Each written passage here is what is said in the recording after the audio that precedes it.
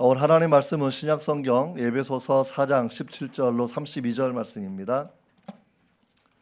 에베소서 4장 17절부터 32절까지 말씀, 좀 긴 말씀인데 제가 한 절, 여러분들이 그 다음 절 우리 교독하도록 하겠습니다. 그러므로 내가 이것을 말하며 주 안에서 증언하노니 이제부터 너희는 이방인이 그 마음에 허망한 것으로 행함같이 행하지 말라. 어두워지고 그들 가운데 있는 무지함과 그들의 마음이 굳어짐으로 말미암아 하나님의 생명에서 떠나 있도다. 그들이 감각 없는 자가 되어 자신을 방탕에 방임하여 모든 더러운 것을 욕심으로 행하되 오직 너희는 그리스도를 그같이 배우지 아니하였느니라. 진리가 예수 안에 있는 것 같이 너희가 참으로 그에게서 듣고 또한 그 안에서 가르침을 받았을진데 너는 육의 욕심을 따라 썩어져가는 구습을 따르는 옛사람을 벗어버리고 오직 너희의 심령이 새롭게 되어 하나님을 따라 의와 진리의 거룩함으로 지으심을 받은 새 사람을 입어라. 그런즉 거짓을 버리고 각각 그 이웃과 더불어 참된 것을 말하라. 이는 우리가 서로 지체가 됨이라. 레어도 죄를 짓지 말며 해가 지도록 분을 품지 말고 마귀에게 틈을 주지 말라. 도둑질하는 자는 다시 도둑질하지 말고 돌이켜 가난한 자에게 구제할 수 있도록 자기 손으로 수고하여 선한 일을 하라. 무릇 더러운 말은 너희 입 밖에도 내지 말고 오직 덕을 세우는 데 소용되는 선한 말을 하여 듣는 자들에게 은혜를 끼치게 하라. 하나님의 성령을 근심하게 하지 말라. 그 안에서 너희가 구원의 날까지 인치심을 받았느니라. 너희는 모든 악독과 노함과 분냄과 떠드는 것과 비방하는 것을 모든 악의와 함께 버리고 서로 친절하게 하며 불쌍히 여기며 서로 용서하기를 하나님이 그리스도 안에서 너희를 용서하심 같이 하라. 아멘. 아멘. 반갑습니다. 하마터면 못 볼 뻔 알았는데 철도 파업이 있어서 원래 5시 반차를 타고 올라오는데 이번 주에 다 왕복이 다 캔슬되는 바람에 되게 이제 걱정하다가 입석을 끊어 놓았다가 어제 아침에 또 좌석을 구해서 또 이렇게 올라오게 됐습니다. 무척 반가운데 또 제가 검은 머리에 더 반갑죠.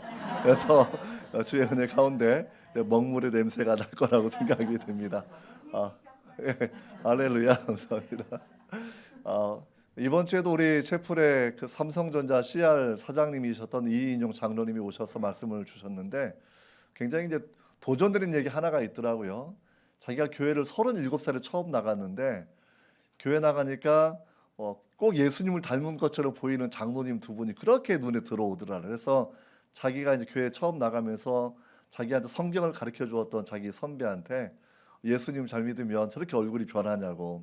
그래서 그게 자기 마음 소망이 돼가지고요. 자기도 예수님을 잘 믿고 좋은 인상을 가지고 싶다라고 하는 그런 아주 신선한 동기를 가지고 예수님을 믿기 시작을 했는데 이번에 보니까 참 인상이 좋더라고요. 그래서 MBC 이인용 그 뉴스데스크 하시던 분인데 그분이 장로님이 되셨고 나중에 이제 또 삼성전자 CR 담당 사장하시면서도 매일 또 성경을 아침 얼마나 열심히 읽으시는지 성경 읽은 대로 얼굴이 변하는 줄 믿습니다. 성형 수술이 필요하잖아요. 내 좌우를 둘러보시면서 제 꿈도 예수님 닮는 겁니다. 한번 인사해 봅시다. 제 꿈도 예수님 닮는 겁니다. 네. 그래서 우리 미디에이터 교회 누가 오시든지 간에 여기 예수님이 한 30명쯤 계시는 것 같아요. 뭐 이런 소망을 가지면 정말 좋을 것 같습니다. 정말 주의 은혜가 여러분께 가득하기를 바랍니다. 기도하고 말씀을 나누겠습니다. 걸어가신 아버지 예수 그리스도 안에서 형제와 자매가 되게 하시고 하나님을 아빠, 아버지 부르게 하셨는데 정말 주님 닮기 원합니다. 주님의 새 옷을 입고 저희가 살아가기 원합니다. 옛사람으로 살지 않기 원합니다. 주님 도우셔서 하나님을 기쁘게 하고 성령을 근심하게 하지 않는 기쁨을 드리는 자녀 될 수 있도록 우리를 도와 주시옵소서. 예수님의 이름으로 기도합니다. 아멘. 아멘. 오늘 봉독한 말씀을 통해서 옛사람과 새사람이란 그러한 제목을 가지고 함께 말씀을 나누기를 원합니다. 혹시 옛날에 안델센의 동화를 기억하는지 모르겠는데요. 벌거벗은 임금님 아십니까? 굉장히 새로운 옷을 입고 낭비하기를 좋아하는 임금님이 한 성에 살았습니다. 그 취미는 정말 좋은 옷을 입고 좋은 옷감으로 이루어진 뛰어난 색감을 가진 옷을 입을 때에만 한번 백성들에게 자신의 모습을 보여주는 행차를 하고요. 평소에는 그냥 정치도 관심이 없어요. 그런 사람인데 어느 날 그 도시에 세계적으로 유명한 직조 솜씨를 가진 두 명이 왔다고 하는 소문이 들렸고 그 두 사람이 임금님께 얘기하는 거예요. 우리가 만드는 정말 가장 아름다운 옷은 어리석은 사람, 바보 같은 사람한테는 보이지 않는 옷입니다. 그 이야기를 듣자마자 너무너무 재밌었던 거예요. 내가 그 옷을 입으면 저 나를 힘들게 하던 저 신하를 골탕 먹일 수가 있으니까 저 바보 같은 놈들은 내 옷이 안 보일 테니까 그 옷을 지어달라고 궁정 한 켠에 좋은 장소를 제공해주고 많은 재물을 주어서 두 명의 이 직조하는 사람들이 옷감을 짜게 했어요. 그래서 이제 가끔 가보면 사람들이 뭐 열심히 배틀해서 뭘 돌리고 하는데 사실은 잘 보이지 않아요. 그래서 이제 민망해가지고 자기가 결국은 신이 많은 나이가 많이 든 신하를 보내게 돼요. 그래서 이제 궁정에 알려진 사실은 바보 같은 사람, 어리석은 사람한테는 옷감이 보이지 않는다라는 소문이 이미 나 있었기 때문에 아무튼 가장 아름다운 옷이라 그러니까 그 신하도 기대감을 가지고 옷을 만드는 곳에 가봤더니 세상에 열심히 일은 하는데 옷감이 안 보이는 거예요. 그러니까 내가 바보라는 얘기가 이게 이해가 안 돼가지고 당황하고 아무튼 돌아왔습니다. 임금님이 물어봐요. 옷이 잘 만들어져 있느냐 물어보니까 네, 세상에 그렇게 아름다운 옷을 처음 본다고 막 얘기하는 거예요. 임금이 자기가 언뜻 보니까 안 보이던데 그 말을 할 수가 없으니까 이번 아주 과학적인 사유를 할 수 있는 젊은 신하를 또 보내게 됩니다. 그랬더니 그 신하가 또 가서 이제 보니까 자기는 그렇게 냉철한 이성을 가진 사람인데 옷감이 안 보이는 거예요. 근데 안 보이면 내가 바보 같은 사람 되고 어리석은 사람이 되는 거니까 또 임금님께 보고하기는 그렇게 아름다운 것은 내 평생에 처음 보는 것이라고 이렇게 이야기를 하는 거예요. 신하들은 다 보인다 그러나 난 안 보이는데 이걸 안 보인다 말은 못하고 걱정하고 있었거든요. 근데 얼마 지나지 않아서 직조공 두 명이 옷이 다 완성이 됐다고 아주 공손하게 옷을 든 자세로 자기가 노는 거예요. 새 옷을 다 입혀주는 겁니다. 옷을 잘 입고 그러니까 모든 신하들이 정말 대단한 옷감이라 칭찬하니까 자기도 이제 보이는 것처럼 하려고 괜찮다고 좋다고 이렇게 하고 마차를 타고 이제 도시를 이제 나가서 백성들에게 보여주는 거예요. 그러니까 모든 백성들이 다 그 소문을 들었기 때문에 안 보이는 사람 어리석은 사람이니까 정말 입에 침이 마르도록 칭찬하는 겁니다. 이렇게 아름다운 옷감은 평생이고요. 여지껏 임금이 입었던 어떠한 옷보다도 가장 아름다운 옷감입니다라고 얘기하니까 너무 기분이 좋았는데 아빠 손을 잡고 따라왔던 어린아이 하나가 임금님 벌거벗었네. 이 소문 때문에 그 모든 게 들통이 났다라는 그러한 이야기입니다. 사람이 어떠한 옷을 입고 살 것인가 굉장히 중요한 것이겠죠. 재벌가 회장님들의 옷을 공급했던 맞춤 양복 하시는 분의 얘기를 예전에 중앙일보에서 읽어보니까 옷은 자기 자신에게 선물하는 최고의 선물이다 이렇게 이야기를 하고 있더라고요. 정말 우리가 임금님처럼 어떤 옷을 입을 것인지 아니면 정말 우리가 어떻게 살 것인지 오늘 본문을 통해서 한번 생각해 보기 원하는데요. 오늘 본문은 옷을 입는 것 비유하는 게 있어요. 옛사람은 벗어버려야 되고 새로운 사람은 입어야 된다. 옷을 입는 것처럼 그 표현을 그렇게 하고 있다라는 것이죠. 여러분 세상의 옛사람 그러니까 벌거벗은 임금님이 주는 그러한 교훈은 뭐냐면 거짓이 증폭되고 확장된다는 그러한 교훈입니다. 거짓에 동참해야만 자기가 대세를 따라가는 사람이 되는 거니까 그렇게 이야기하는 거죠.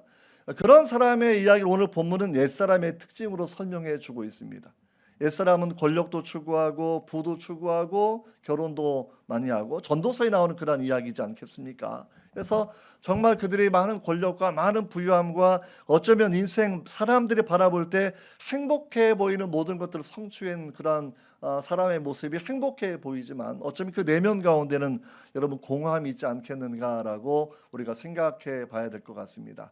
이번 주에도 국민일보에 글을 쓰면서 잠깐 그 부분을 언급을 했는데 이병철 회장님이 돌아가신 게 암으로 2년 동안 고생하다가 돌아가시기 한 달 전에 24가지 질문을 자기한테 가끔 오던 신부님한테 글을 써서 넘겼거든요. 이게 잊혀진 24가지 질문으로 알려진 질문이죠. 그래서 정말 신은 존재하는지 죽음에 내 영혼은 있는지 뭐 이런 걸 물어보는 24가지 질문이었거든요.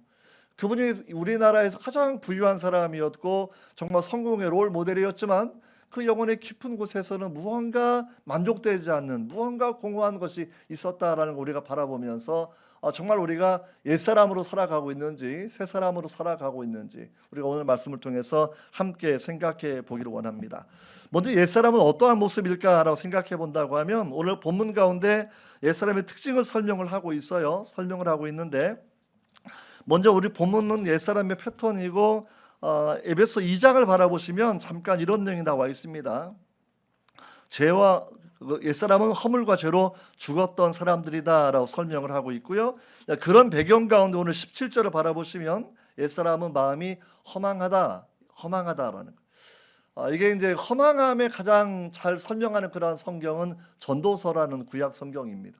그가 권력이 있었고 부유했었고 다윗의 자손으로 예루살렘을 통치하던 왕이었지만 그는 자기 마음에 허망함을 가지고 노래한 사람이죠. 허망하다는 그런 표현을 그 사람은 헛되다 영어로 하면 meaningless, 의미가 없다. 우리말로 줄이면 무의미한 삶을 살아가고 있었던 삶을 각성하게 되는 겁니다.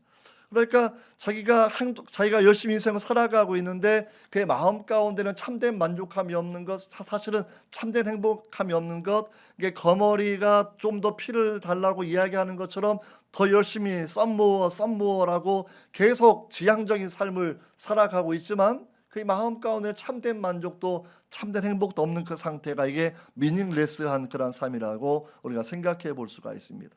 이런 두 번째 이런 옛사람의 특징이 뭐가 있냐면 우리가 오늘 본 말씀 바라보면 18절에 그들의 총명이 어두워져 있다라는 거. 이게 지혜가 없다라는 그런 표현이겠죠. 무지하다라는 겁니다. 이게 철학자 중에 무지함을 가지고 이야기했던 분이 소크라테스라는 분이 있어요. 소크라테스. 철학자를 막 얘기하면 졸면 안 됩니다.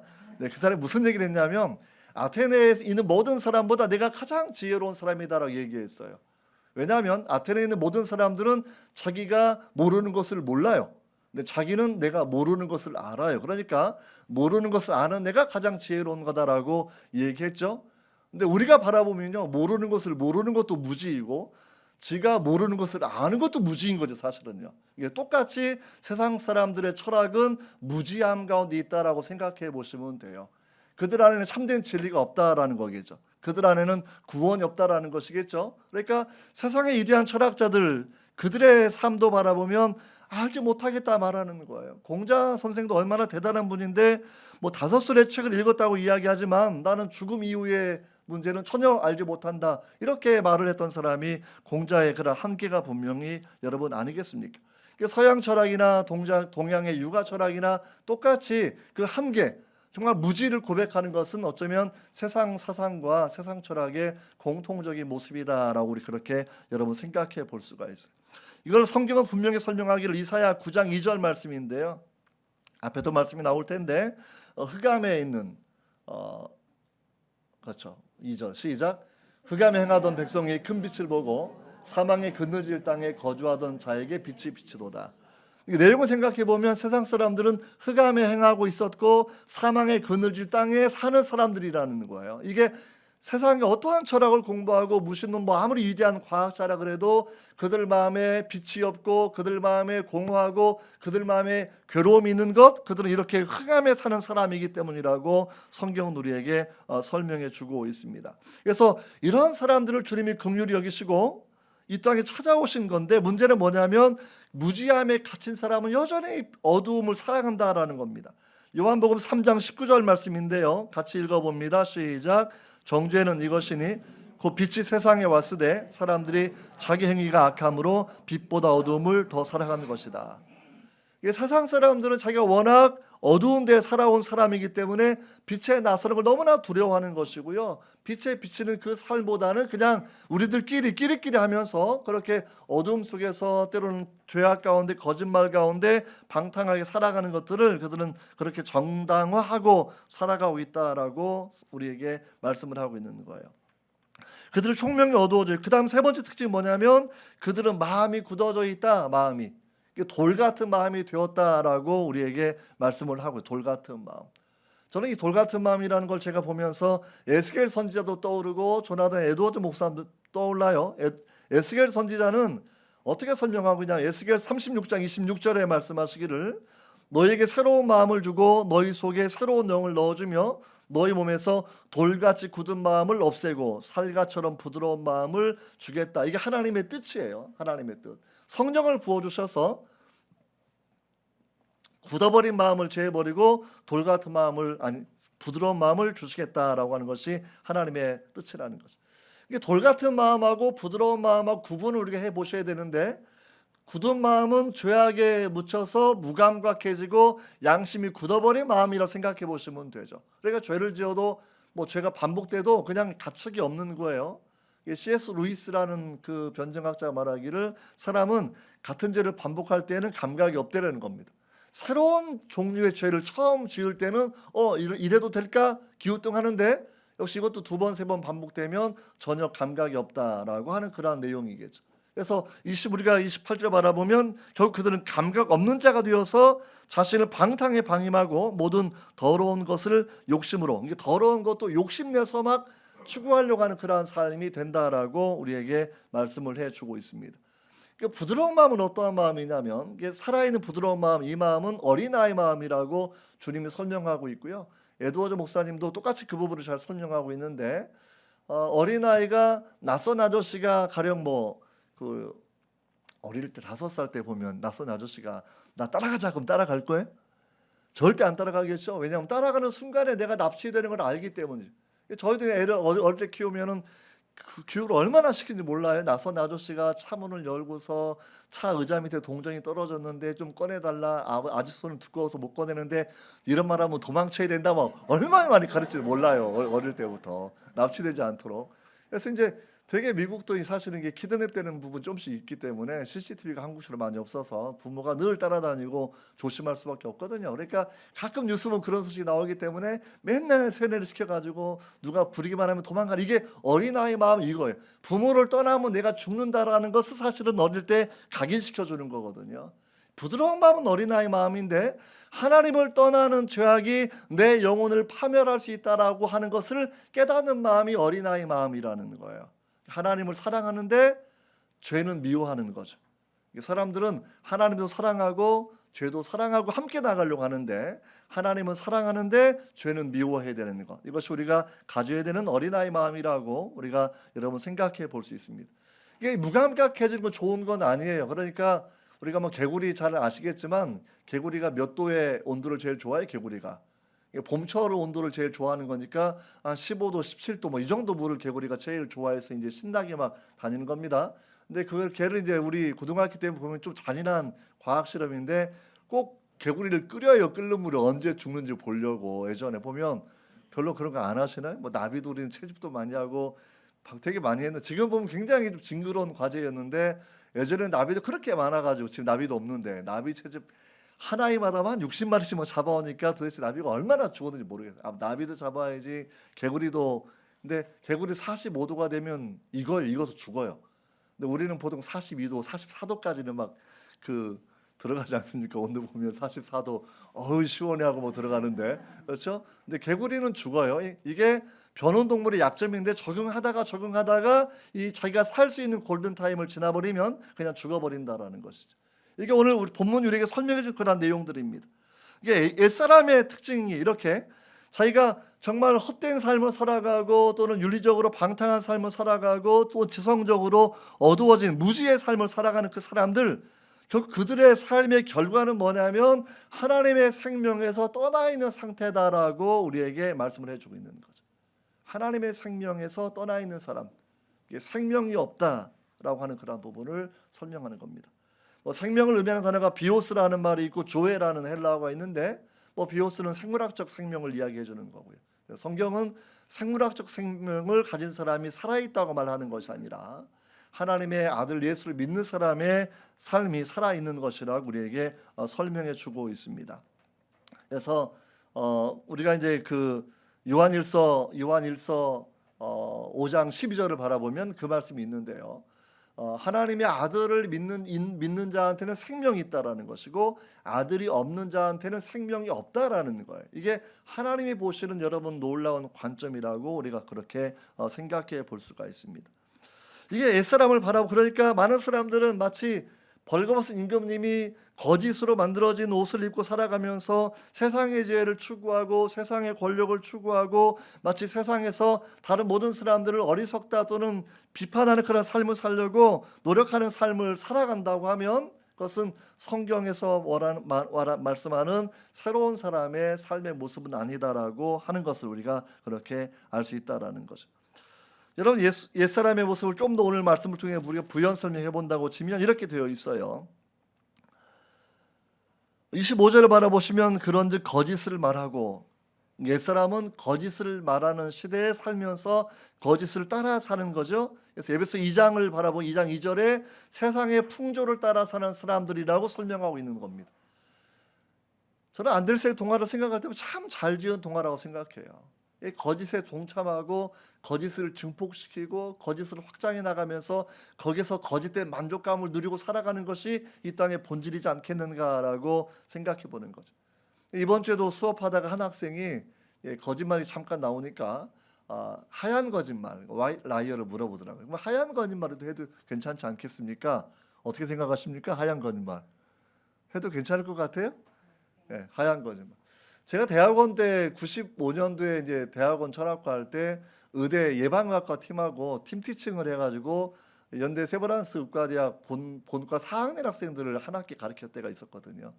뭐 교수님, 박사 학생, 저는 석사인데 이제 아주 똑똑한 석사라서 같이 끼어가지고 이제 본과 4학년을 가르치고 있는데, 그때 한참 머나한 예방의학에서 환자의 알 권리라는 게, 환자의 알 권리. 옛날에는요, 환자가 말기암이면 얘기 안 해주었거든요. 가족들은 불러서 얘기해 주는데 환자는 충격받는다라고 정보를 주지 않았던 때가 옛날에 있었어요. 그때 이제 나왔던 얘기들이 뭐냐면, 환자가 힘들어도 정확한 정보를 전달해 주어야 인생을 준비할 수 있다라는 거거든요. 그래 예방의학이 이제 환자의 알 권리를 강화시키는 그러한 이론적인 교육을 하고 그런 내용들을 의대생들에게 가르쳤던 때가 생각이 나요. 아무리 하얀 거짓말이라 그래도요, 부부 사이에도 하얀 거짓말이 2번, 3번 반복되면 신뢰가 깨어집니다. 신뢰가 깨어져요. 친구지간에도요, 원래 성경은 거짓말할 때 약간 부정적인 거짓말 하지 말라고 기록되어 있죠. 이웃을 해하려고 거짓 증거하지 마라. 중상모략하지 마라. 뒤에서 험담하지 마라. 이렇게 말을 하고 있는데, 성경은 굉장히 부정적인 거짓말은 하지 말고 그럼 깨끗한 거짓말 또는 하얀 거짓말은 해도 되느냐라고 얘기했을 때, 성경이 말하는 것은 악은 어떠한 모양도 버려야 되는 것이고 어떠한 거짓말 유형도 성경은 버려야 된다 우리에게 말씀을 해주고 있는 거죠. 그래서 친한 친구도, 저도 뭐 친구가 40년 된 친구도 지난주에 만나고 왔습니다만, 친한 친구도 만약에 하얀 거짓말이 반복되면 신뢰는 깨지고 마는 겁니다. 그래서 하얀 거짓말이라고 해서 이게 정당화 될 수 있는 게 아니다라는 그런 부분을 우리가 먼저 생각을 해보시면 좋을 것 같습니다. 분을 내어도 죄를 짓지 않아야 된다라고 말씀을 하고 있어요. 우리가 호흡 기도를 하니까 분노 오늘 많이 버리셨죠? 분노 꼭 버리셔요. 원래 예배할 때 이 화가 남아있으면 원래 예배가 안 되는 거기 때문에 먼저 화해를 하고 와서 예배를 드려야 된다라고 하시는 것은 주님의 교훈입니다. 그러니까 호흡 기도 하시면서 미운 계시면 다 풀으셔야 되고 사랑하신다고 말을 해야 되고 이렇게 이제 하고 예배를 드려야 되는 거겠죠. 이게 분을 내어도 죄를 짓지 말며 해가 지도록 분을 품지 말고, 이거 이제 거꾸로 하면 분을 내서 죄를 짓고 해가 지도록 분을 품는 것, 이게 세상 사람의 삶의 방식이에요. 이게 분노를 품고 화를 품고 밤을 지새고 그 사람을 저주하고 살아가는 게 세상 사람의 분노를 내는 방식이라는 거고요. 우리 옛날 속담에 좀 안 좋은 속담이 되게 많은데 홧김에 무슨 질 한다 이런 속담도 옛날에 있고요. 어른들은 다 알겠고 우리 학생들이 있어서 제가 그 속담을 인용하진 않겠습니다만 홧김에 질 한다 이런 것도 있었고, 그래서 이걸 바라보면 홧김에 여러분 2차적인 범죄가 참 많이 일어나요. 가령 구약 창세기 바라보면 가인이 분노하니까 분노를 조절 못하니까 동생 아벨을 죽이는 겁니다. 사울왕도 분노가 조절이 안 되니까 자기 사위를 향해서 세상에 사위가 얼마나 중요해요. 그렇죠? 나중에 사위 보시면 잘해 주실 거죠, 전부 다. 그렇죠? 근데 사위를 향하여 창을 던졌던 사람이 사울왕이에요. 창을 던졌던 사람이에요. 이 분노가 조절되지 않으면 사람의 살인 욕구가 일어나는 우리 분명히 여러분 알고 있지 않습니까? 예수님 이걸 많이 강조하셔서 형제를 향하여 락하라 하는 자마다 하나님 나라 간다고 생각하지도 말라라는 거야. 락하가 뭐냐면 이 돌대가리라고 욕하는 거고, 돌대가리라고. 그게 이제 그냥 넌 좀 머리가 나빠 이렇게 말을 하는 게 아니라 아주 저주스러운 말이 석두야라고 하는 건데요. 그게 얼마나 마음에 상처가 되게 듣는 사람은요. 반복해서 들으면. 그래서 사람을 저주하는 그 모든 말들은 그 마음에서 나오는 건데 그 마음을 다스리지 않고 마음을 변화시키지 않으면 안 된다. 이렇게 우리에게 말씀을 해주고 있는 거죠. 근데 그 다음 구절이 마귀에게 틈을 주지 마라라는 거예요. 그러니까 마귀가 제일 좋아하는 양날의 검이 두 개인데 거짓말을 말하는 거하고 화를 내는 겁니다. 거짓말을 통해서 개인관계와 공동체를 무너뜨리고 화를 통해서 살인과 2차 범죄를 일으키는 것이 마귀의 전략이기 때문에 늘 이 분노와 또는 이 거짓말이 마귀가 가장 좋아하는 거라고 해요. 근데 이제 마귀에게 틈을 주지 말라는 얘기 무슨 얘기냐면 거짓이 처음부터 행동으로 가는 게 아니라 거짓말하니까 생각이 들어오는 거겠죠. 분노도 생각으로 들어오는 이 생각은 영적 전쟁의 현장이거든요. 이 영적 전쟁에서 생각을 잡는 사람이 이기는 거라고 생각해 보시면 돼요. 가룟 유다에게 마귀가 처음부터 팔도록 행동하게 한 게 아닙니다. 예수 팔 생각을 머릿속에 살며시 넣어줘요. 그 생각을 묵상하고 끌어들여서 행동을 했던 것은 가룟 유다이니까 가룟 유다의 책임의 문제가 나오는 것 아니겠습니까? 성령도 우리 생각을 많이 사용하십니다. 요한복음 14장 26절을 바라보시면 앞에 있는 말씀인데요. 요한복음 14장 26절 같이 읽습니다. 시작. 보혜사 곧 아버지께서 내 이름으로 보내실 성령 그가 너희에게 모든 것을 가르치시고 내가 너희에게 말한 모든 것을 생각나게 하시리라. 그렇죠? 성령께서는 말씀을 생각나게 하시는 것. 분노할 때 악을 선으로 갚아야지 생각나는 건 하나님의 역사라는 겁니다. 그렇죠? 그러니까 생각을 통해서 마귀도 걔 죽여 이렇게 환청이 들리고 욕구가 들리는 것. 예전에 이제 이런 조현증 걸린 사람을 만나서 함께 기도했던 적도 있었는데 정말 환청이 들린대요. 애들을 죽이라고 자기 와이프를 죽이. 그러니까 자기도 그게 무서워서 이제 치료받고 또 기도도 받고 약도 먹고 이렇게 해 나가는 과정들인데, 근데 이런 생각을 이겨내지 않으면 큰 문제가 발생한다라고 그렇게 생각해보고, 성경은 뭐냐면 마귀가 주는 것하고 반대되는 것을 넣으라는 거예요. 그러니까 거짓을 말하는 대신에 참된 것을 말해야 된다. 진실을 말하라 얘기하고 있고요. 진실을 말하는 이유는 기독교 윤리의 근거인데 이것이 우리가 서로 지체이기 때문이다. 지체. 내 몸의 한 부분인 것처럼 몸이 서로를 위하지 않습니까? 그러니까 손이 몸을 위하고 또는 우리가 모든 몸이 서로를 위해서 우리가 살아가는 것처럼 이런 부분이겠죠, 기본적으로. 그래서 이런 지체의 사랑 기독교 윤리의 아주 핵심이다라 기억하셔야 되고요. 그리고 28절에 바라보시면 도둑질하는 자, 도둑질만 이게 시간도 하나님 걸 도둑질하고 재능도 재물도 다 뺏는 건 이러지 말고 오히려 적극적으로 가난한 자를 구제할 수 있도록 자기 손으로 수고하고 선한 일을 해야 된다라고 말씀을 하는 거죠. 성경은 반드시 반대의 행위를 우리가 하도록 우리에게 말씀을 하고 있는 겁니다. 29절을 바라보시면 무릇 더러운 말은 너 입 밖에도 내지 말고, 그렇죠? 이 더럽다라는 그런 말은 뭐냐면 시체가 썩어서 나는 냄새, 생선이 썩어서 나는 악취라고 생각하시면 돼요. 그러니까 이 말이 향기로운 말이 있고요, 아주 악취가 나는 말이 있어요. 옛날 그래서 우리도 촌철 살인 얘기하는 뭐냐면 한마디 말이 사람의 마음을 죽이는 무서운 독 같은 말이라고 우리가 생각하는 거죠. 그래서 우리가 은혜로운 말, 정말 격려하는 말, 이런 선한 말을 하고 듣는 자에게 은혜를 끼치는 삶을 살아야 되는 것이지 악을 끼치거나 보복하거나 그런 삶을 살면 안 된다라고 말씀을 해주고 있어요. 자, 마귀에게 틈을 주지 마라. 그 다음에 대칭되는 말씀이 하나님의 성령을 근심하게 하지 말아라 라고 우리에게 말씀을 해주고 있어요. 하나님의 성령을 근심하게 하지 말아라 라는 것. 자, 우리 근심은 부모님들은 정말 잘 알아요. 자녀와 애들을 생각하면 근심이 있어요. 이 근심은 사랑의 표현입니다. 그들의 인생을 생각하고 그들의 재능을 생각하고 그들의 살아갈 환경들을 바라보면서 부모가 근심하고 이와여 더 열심히 기도하지 않습니까? 그래서 성령이 우리를 위해 근심한다라는 것은 로마서 8장 26절을 바라보시면 성령은 우리 위해 탄식.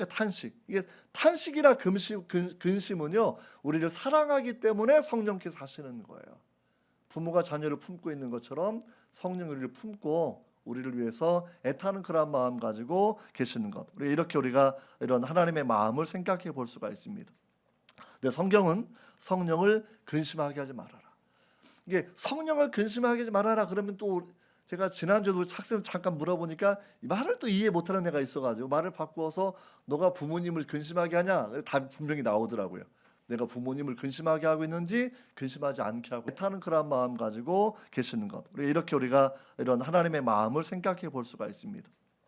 근데 성경은 성령을 근심하게 하지 말아라. 이게 성령을 근심하게 하지 말아라 그러면 또 제가 지난주에도 학생 잠깐 물어보니까 말을 또 이해 못하는 애가 있어가지고 말을 바꾸어서 너가 부모님을 근심하게 하냐? 답이 분명히 나오더라고요. 내가 부모님을 근심하게 하고 있는지 근심하지 않게 하고 있다는 그런 마음 가지고 계시는 것. 이렇게 우리가 이런 하나님의 마음을 생각해 볼 수가 있습니다. 근데 성경은 성령을 근심하게 하지 말아라.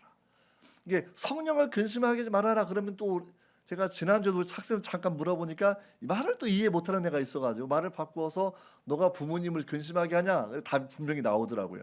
내가 부모님을 근심하게 하고 있는지 근심하지 않게 하고. 그것은 뭐냐면 우리가 어떻게 성령이 근심하시면 나한테 어떻게 나타나는 거냐면 은혜의 표징이 철회되는 증상으로 나타난다는 거예요. 이게 가끔 이런 생각이 드는 거죠. 내가 지난주에는 은혜가 충만해가지고 오늘 죽어도 하나님 나라 갈 것 같았어요. 근데 갑자기 며칠 지나고 나니까 오늘 죽으면 안 될 것 같아. 아직 자신이 없어. 갑자기 흔들리는 거야. 갑자기 불안한 마음이 들고 내가 구원 받았을까 안 받았을까, 내가 하나님 앞에 설까 못 설까 이렇게 걱정하고 사는 모습이 있다고 하면 그 걱정은 성령의 근심이 내 영에 비춰주시는 은혜라는 거예요. 그건 하나님의 탄식입니다. 내가 이렇게 살면 안 된다라는 거죠. 변화해야 된다라는 거죠. 안데르센의 거짓된 그 옷처럼 세상의 거짓된 이야기 그 증폭에 내가 끼어들어가지고 함께 세상의 모든 것들만 최고라고 말하는 그 삶을 살아간다고 하면 여러분 이것이 성령이 근심하시는 거죠. 전도서는 그걸 우리에게 보여주는 것이 아니겠습니까? 권력을 얻지 말아라 이런 얘기가 아니에요. 우리 구약성경 바라보면 요셉도 국무총리이지 않습니까? 느헤미야 술 맡은 관원 정말 높은 고위직이지 않습니까?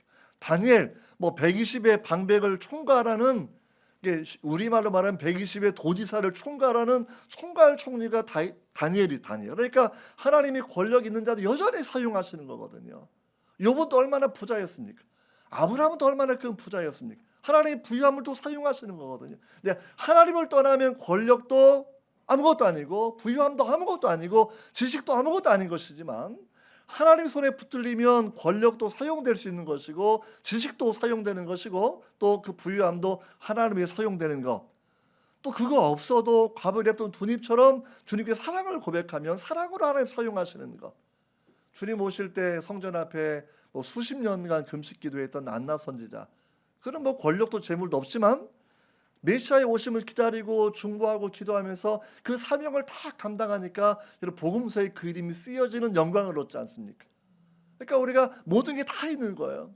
권력도 부유함도 지식도 내가 중보기도로 살아가는 것도 각각 자기의 소명이 있기 때문에 우리가 그 소명을 가지고 하나님 앞에 살아가는 은혜가 필요하다고 여러분 생각할 수가 있습니다. 여러분 성령을 근심하게 하지 않아야 되는 이유는 성령은 우리 안에 내주하시는 하나님이시기 때문이에요. 우리 안에 내주하시는 그 하나님. 가끔 뉴스 보면 자기 집에 쓰레기만을 모아놓는 나이가 많이 드셨던 할머니 할아버지 몇 번 제가 신문에 본 것 같아요. 얼마나 많은 악취가 나고 많은 오물이 모여 있는지 사실은 정신적인 이상이 있다라고 판단하고 결국 이제 국가가 개입해 쓰레기 다 치워내고 치료받게 하고 이렇게 하는 걸 제가 본 적이 있습니다. 사람이 자기 사는 집에 오물을 갖다 놓는 것은 정상적인 사유는 아닙니다. 내가 사는 집도 사실은 깨끗해야 되는 것이죠. 그런데 거룩한 하나님의 성령이 내 마음에 계신다고 하면 그분이 싫어하시는 더러운 것들, 죄나 오늘 본 말씀처럼 거짓말이나 분이나 도둑질이나 이런 것들은 하나님의 성령을 근심하게 하는 거기 때문에 우리가 그러한 부분을 철저하게 회개하고 주님 앞에 나아가는 것이 필요하다라고 우리가 여러분 생각하게 됩니다.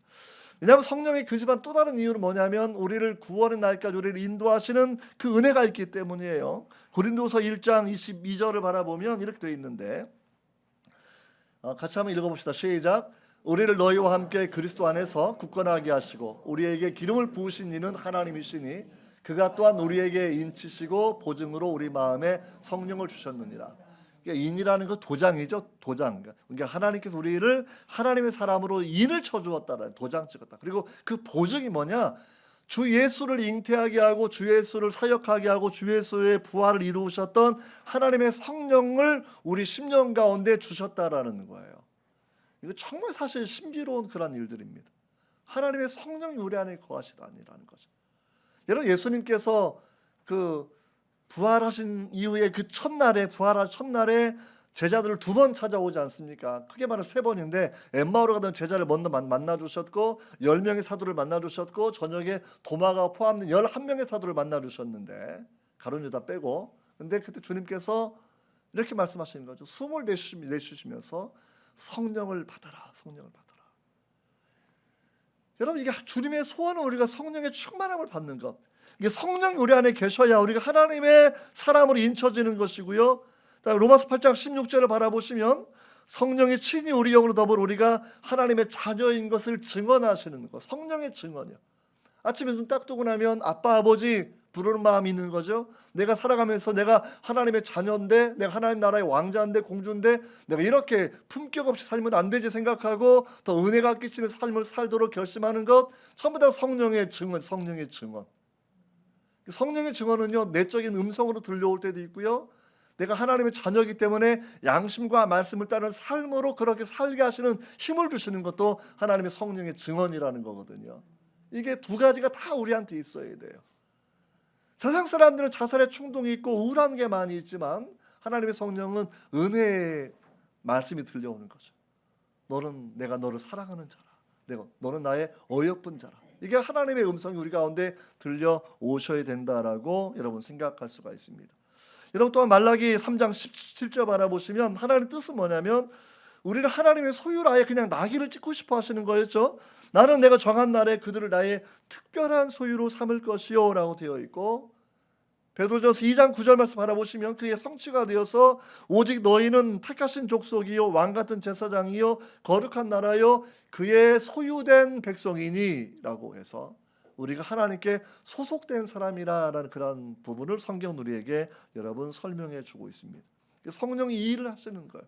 우리를 거듭나게 하셔서 하나님의 자녀가 되게 하시고 매일매일 살아갈 때 내가 하나님의 자녀인 것을 내 영혼과 더불어 증거해 주시고 또 말씀을 따라 살도록 힘을 주시고 이러면서 구원을 이루어 나가는 것. 이게 구원은요 이미 받은 거죠.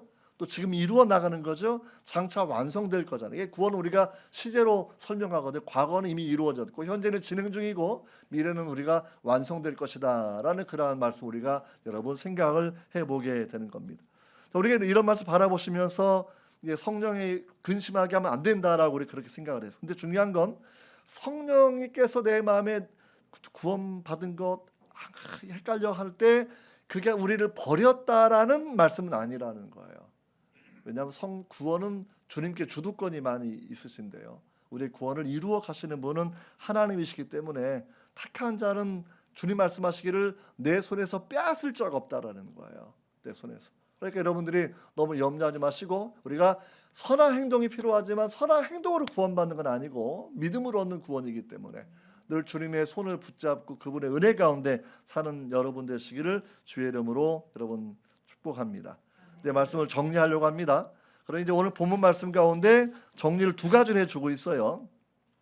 자, 30절은 큰 주제 말씀이 한번 같이 읽어보시죠. 시작. 하나님의 성령을 근심하게 하지 말라. 그 안에서 너희가 구원의 날까지 인치심을 받았느니라. 그러면 이제 다시 또 이게 사실은 이 말씀을 중심으로 이 앞에도 이미 2-3번 반복하셨고요. 또 한 번 더 반복하시는데 버릴 행동이 있고 해야 할 행동이 있다라는 거예요. 버릴 행동 31절입니다. 시작. 너희는 모든 악독과 노함과 분냄과 떠드는 것과 비방하는 것을 모든 악의와 함께 버리고. 악독, 과거를 향한 쓴마음이 쓴마음, 쓴뿌리라고 말하는 그런 부분입니다. 부산의 풍성한 교회라고 한 몇천 명 되는 아주 둔하게 운동하셨던 유명한 목사님 한 분 계신데 그분이 자기 젊을 때 얘기를 했던 게 생각이 나요. 그래서 쓴뿌리 뽑기 숙제가 내왔는데 쓴뿌리를 뽑아야 되는데 기도원 갈 시간도 없어가지고 자기는 부산 그 육교에 육교 올라가면 소리 질러도 막 들리지 않으니까 육교에 올라가서 2시간 동안 뿌리를 뽑는 기도했대요. 나사렛 예수 이름 명하노니 쓴뿌리는 뽑혀질지어다. 얼마나 열심히 기도했는지 2시간 정도 하고 나니까 갑자기 나무 뿌리가 뽑혀지는 것처럼 뽑히는 느낌이 쭉 들면서 자기가 과거에 쓴 마음에서 해방된 걸 처음으로 느꼈다라는 거예요. 눈을 뜨고 할렐루야 감사하며 눈을 뜨고 딱 봤더니 주위에서 많은 사람들이 자기를 둘러싸고 있는 거예요.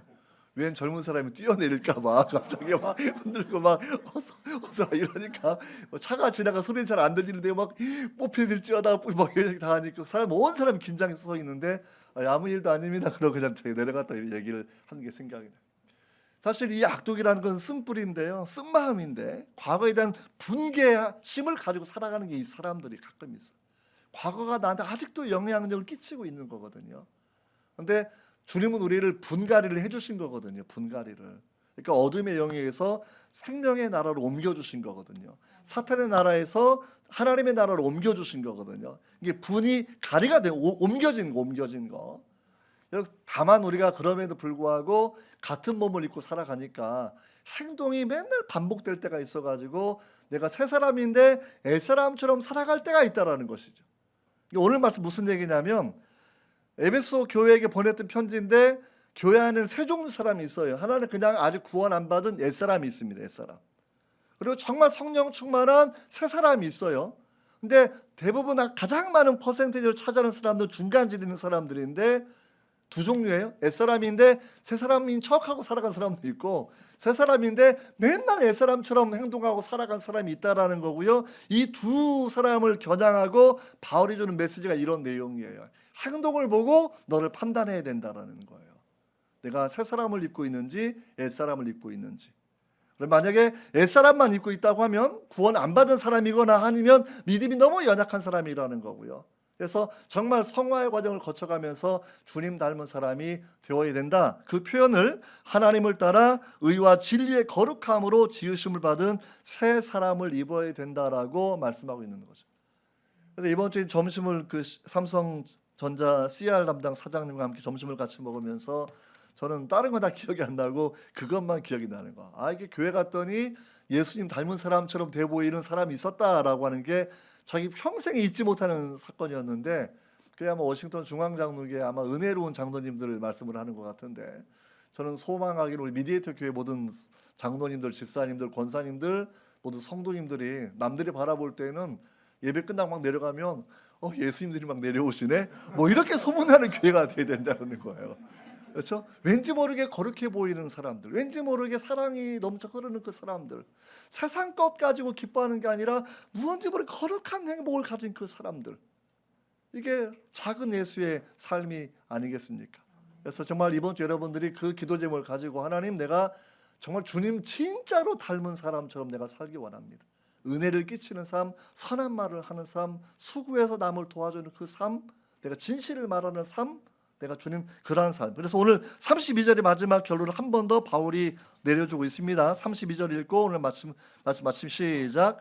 서로 친절하게 하며 불쌍히 여기며 서로 용서하기를 하나님이 그리스도 안에서 너희를 용서하심 같이 하라. 서로 친절하게 뭔지 아시겠죠? 한번 옆 사람 발은 친절하게 미소 한번 친절한 미소. 그렇죠? 친절한 미소. 서로 친절을 베푸는 여러분들 되시 주의 이름으로 축원합니다. 기도하겠습니다. 하나님 아버지, 예수 믿고 구원받았는데 새 사람답게 사는 것이 참 어렵습니다. 주님 도우셔서 옛사람의 습관대로 살지 않게 하시고 진실을 말하며 하나님 선한 말을 하며 친절하게 하며 불쌍히 여기며 용서하는 성도의 삶을 살아갈 수 있도록 예수님을 닮은 제자가 될 수 있도록 은혜를 더하여 주시기를 원합니다. 주님, 혹시 우리가 옛사람의 잘못된 구습을 따르다가 사랑하는 친구들, 가족들의 마음을 상한 게 있다고 하면 주님 용서하시고 그 상한 마음들도 다 위로하여 주시기를 원합니다. 우리 미디에이터 교회 성도님들 정말 주님 닮은 주님의 새 옷을 입은 새 사람 되어 살아갈 수 있도록 은혜를 더하여 주시옵소서. 예수님의 이름으로 기도합니다. 아멘.